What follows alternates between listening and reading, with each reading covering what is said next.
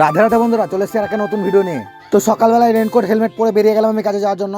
আর সাইডে পৌঁছে দেখি পাইপ ফেলার জন্য এখানে ঢালাই ভাঙছে, আর জেসিবি এখানে রেডি হয়ে গেছে কাজ করার জন্য। আর আমি এদেরকে বলে দিলাম জয়েন্টটা কিভাবে করবে এখানে। তারপরে ওরা ঢালাই ভাঙুক, আমি চলে যাবো এখন অন্য সাইডে। আর রাস্তা আসতে যেয়ে দেখি এখানে পাইপ লাইন লিক হয়েছিল, তাই লিক সারাচ্ছে লেবাররা। তারপরে এখন আমি চলে এলাম অর্জুনপুর জল ট্যাঙ্কি। আর জল ট্যাঙ্কির ভিতরে ঢুকলাম, আর এখানে দেখতেই পাচ্ছ কত পাইপ রাখা আছে। এই সব পাইপের কাজ হবে এখন। আর জল ট্যাঙ্কির ভিতরে আমার কাজ হয়ে গেছে, এখন আমি বেরিয়ে গেলাম জল ট্যাঙ্কির মধ্যে থেকে। এখন আমি যাবো ফারাক্কা।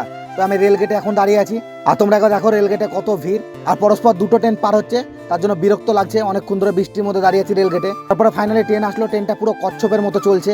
আর ট্রেনটা চলে গেল, আমি এখন হেলমেট পরে রেডি হয়ে গেলাম বেরানোর জন্য এখান থেকে।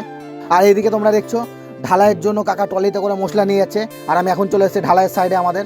আর এখানে আটা মাখা মেশিনে মিস্ত্রিরা সিমেন্ট বালু মাখাতে শুরু করে দিয়েছে, দেখতে পাচ্ছ। তোমরা দেখতেই পাচ্ছ এখানে পাইপ ফেলার জন্য রাস্তা ভেঙেছিলাম, তো সেগুলো আবার ঢালাই করে দিচ্ছি আমরা।